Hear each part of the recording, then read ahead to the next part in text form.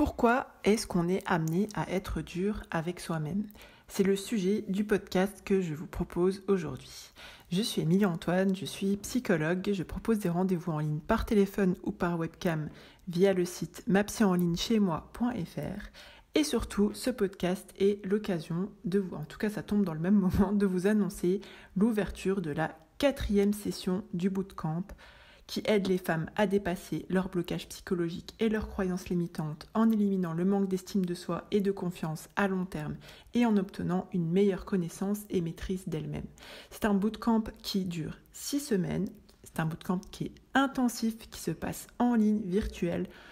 Si vous cherchez à prendre un virage à 180 degrés dans votre vie, c'est le moment. La prochaine session commence le 1er janvier 2021 jusqu'au 15 février 2021. Le groupe est limité et vous pouvez trouver toutes les infos en barre d'infos. Alors, pour revenir à notre sujet du jour, pourquoi est-ce qu'on est amené à avoir un comportement de dureté ou de rigorisme avec soi-même ? Souvent, on a l'idée que si on n'est pas dur avec soi-même, on peut tomber dans une forme de négligence et de laxisme et que c'est quelque chose qu'on veut à tout prix éviter. Souvent, on a l'idée, la représentation que l'inverse de la négligence et du laxisme, en l'occurrence, c'est le fait d'être dur. Et pour qu'on puisse arriver à un objectif, on a besoin d'être dur avec soi-même, d'être rigoureux.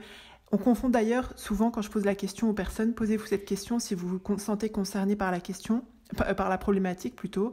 Quelle différence vous faites entre le rigorisme et la rigueur ? Parce que la rigueur, c'est une bonne chose dans l'absolu, mais le rigorisme, c'est le fait de pousser la rigueur à son extrême. Et comme on le sait tous, les extrêmes ne mènent à rien de positif.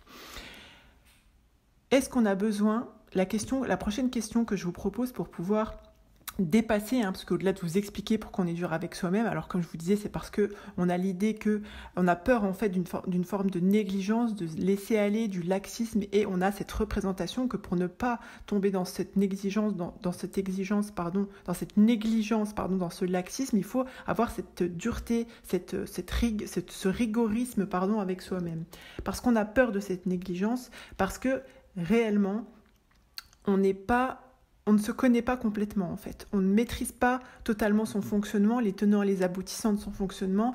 Et du coup, on a cette appréhension vis-à-vis de soi-même et on pense comme si on se méfiait entre guillemets d'une bête sauvage. Qu'est-ce qu'on fait avec un animal entre guillemets qu'on ne contrôle pas ?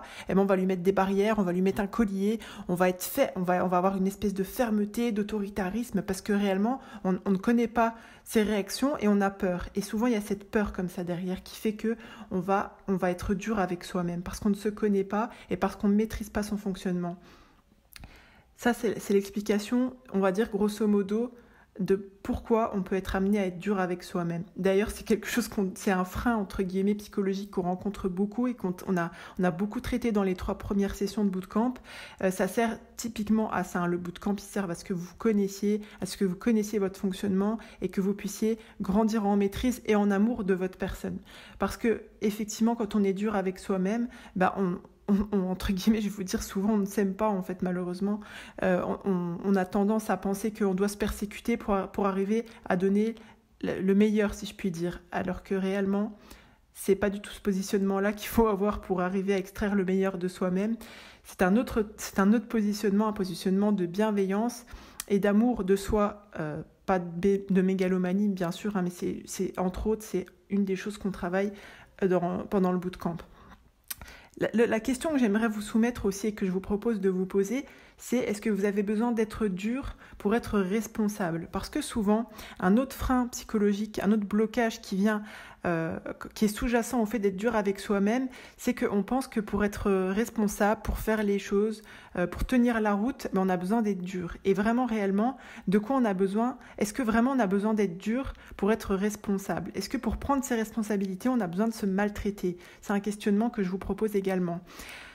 Voilà, donc c'est un petit podcast rapide pour vous proposer des pistes de réflexion par rapport à cette dureté, que vous puissiez faire votre bilan par rapport à la rigueur, le rigorisme, quel est le moyen, quelle est la meilleure méthodologie pour arriver à donner à le meilleur de vous-même? Est-ce que vous avez besoin de vous auto-persécuter pour arriver à extraire quelque chose de vous-même? Si vous pensez que oui, pourquoi vous vous méfiez autant de votre personne? Voilà, c'est tout pour aujourd'hui. Je vous rappelle la prochaine session en 2021 qui commence, du bootcamp qui aide les femmes à dépasser leurs blocages psychologiques et leurs croyances limitantes en éliminant le manque d'estime de soi et de confiance à long terme et en obtenant une meilleure connaissance et maîtrise d'elles-mêmes. Je vous rappelle que le groupe est limité, que les informations sont en barre d'infos. Pensez bien que vous êtes la première personne à bénéficier du crédit que vous accordez à votre existence. Prenez soin de vous et je vous dis à bientôt. Bye bye.